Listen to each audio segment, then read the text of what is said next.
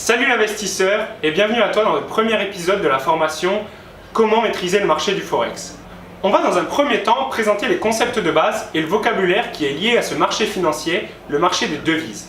Ensuite, on se retrouvera ensemble sur mon ordinateur en partage d'écran pour aborder tout ce qui concerne l'analyse technique, la présentation du broker et la présentation du logiciel d'analyse qui sera MetaTrader 4 pour le coup. Ensuite, on se verra pour tout ce qui concerne la gestion de capital et aussi la psychologie de trading qui sont à eux deux piliers extrêmement importants du trading. Commençons donc ensemble par présenter le marché des devises qui a un deuxième nom qui s'appelle le Forex. Alors le Forex, qu'est-ce que c'est? Sur le Forex, on échange ou plutôt on négocie des paires de devises. Quand on parle de paires de devises, c'est toujours comparer une monnaie par rapport à une autre. Pour l'exemple de l'euro-dollar, on compare l'euro par rapport au dollar américain. Il faut bien comprendre que le cours est représentatif de la paire et non pas de la monnaie. Donc il y a un ordre qui est très important, l'euro puis le dollar. Le dollar dans ce cas-ci est appelé la devise de contrepartie. Le cours de la paire euro-dollar est donc la valeur de l'euro par rapport au dollar et non l'inverse. Cela fonctionne en fait comme un quotient avec un numérateur et un dénominateur. On comprend donc que si l'euro se renforce, la valeur de la paire augmente. Tandis que si le dollar se renforce, la valeur de la paire diminue. Donc en fait, quand on se positionne sur le marché du Forex, c'est comme si on achetait une monnaie en espérant que celle-ci se renforce. Lorsque je me positionne vendeur de la paire euro-dollar, c'est en fait comme si j'achetais du dollar. Si je me positionne acheteur sur l'euro-dollar, c'est comme si j'achetais des euros. On comprend donc que si on achète une monnaie avec notre propre capital, les variations seront tellement infimes qu'on ne pourrait pas tirer de profit. C'est pour ça qu'on va faire appel à un broker. En fait, celui-ci va entre guillemets nous avancer de l'argent pour qu'on puisse trader et négocier les paires de devises et amplifier les variations. C'est ici qu'on doit introduire la notion de pip. Qu'est-ce qu'un pip? C'est la plus petite variation possible de la paire de devises. Il y a cependant une exception pour l'euro USD qui a une précision à la 5e décimale. Et pourtant, le pip concerne seulement la variation de la 4e décimale. Un pip sur l'euro USD correspond donc à une variation de 0,0001. Alors on comprend bien que si la valeur évolue pip par pip et qu'on a seulement un capital de 200 € par exemple et qu'on achète du dollar avec ces euros en espérant que le dollar se renforce, les variations seront moindres et notre profit sera vraiment ridicule. D'ailleurs, seulement avec les coûts de transaction, de l'échange, de la conversion, on y perdrait. Votre broker vous avance donc un gros montant d'argent pour que ces variations soient amplifiées.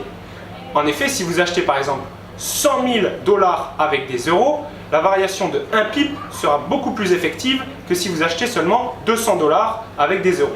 Alors il est bien gentil, votre broker, il vous prête de l'argent, mais ne vous inquiétez pas, il vous laisse encaisser tous les risques. En fait, il vous demande ce qu'on appelle une marge d'entretien suivant le lot qu'il vous propose. Le lot correspond en fait à l'argent qu'il vous prête. Et suivant la taille du lot que ce dernier va vous prêter, il va vous demander d'avancer une marge différente. C'est à ce moment-là qu'on introduit l'effet de levier. L'effet de levier, c'est donc seulement un amplificateur de variation. Vous avancez en fait une petite somme à votre broker pour que celui-ci vous en prête une grosse et que les variations soient effectives. On verra tout ça et on rentrera dans les détails dans la prochaine vidéo où on aura vraiment aussi avec un aspect visuel qui vous aidera à comprendre.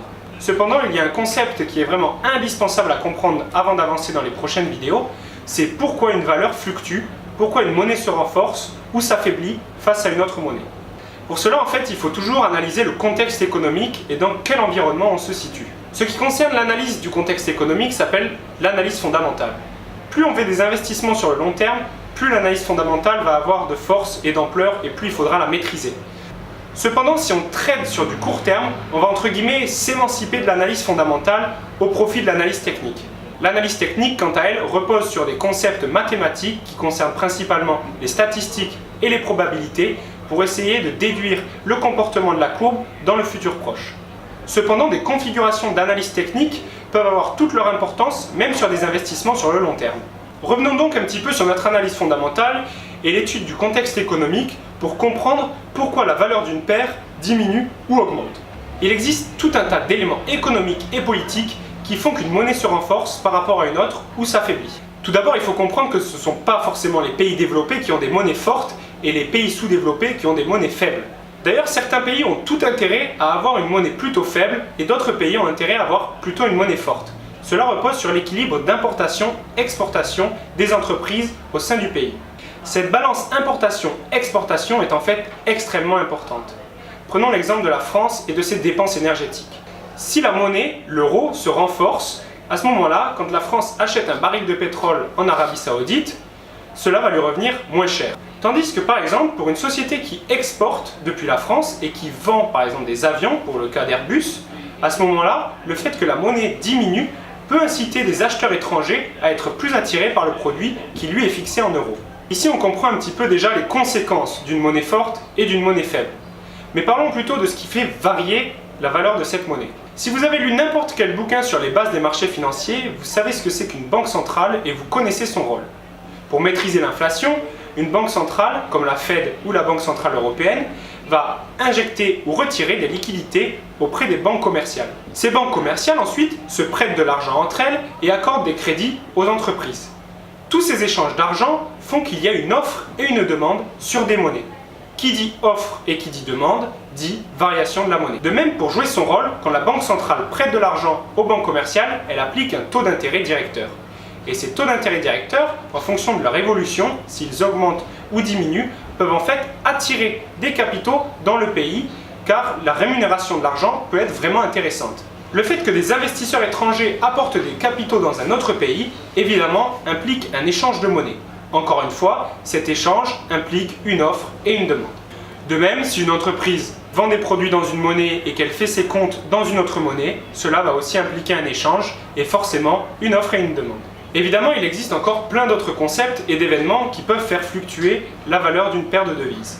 Par exemple, en ce moment, le cas du Brexit est vraiment important et c'était le cas aussi pour la Grèce en 2014-2015. Pour le cas du Brexit, on est dans un exemple complètement différent de celui de la Grèce. Pourquoi ? Parce que l'Angleterre avait conservé déjà depuis le début sa monnaie, la livre sterling, tandis que la Grèce fonctionnait elle-même en euros. Si la Grèce avait quitté l'Union européenne et avait un retour au drachme, aurait dû réimprimer d'ailleurs sa monnaie, et aurait engendré des conséquences irrémédiables pour le cas de l'euro. On commence déjà à y voir un peu plus clair sur pourquoi une monnaie se renforce ou s'affaiblit.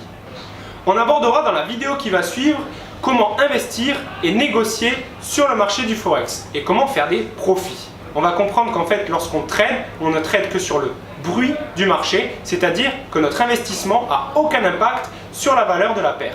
On va donc faire appel à ce que l'on appelle un broker, on l'a énoncé dans cette vidéo, et on s'attachera un peu plus en détail à le présenter dans la suivante. On va donc présenter le rôle du broker et comment il nous prête de l'argent pour qu'on puisse négocier sur le marché du Forex.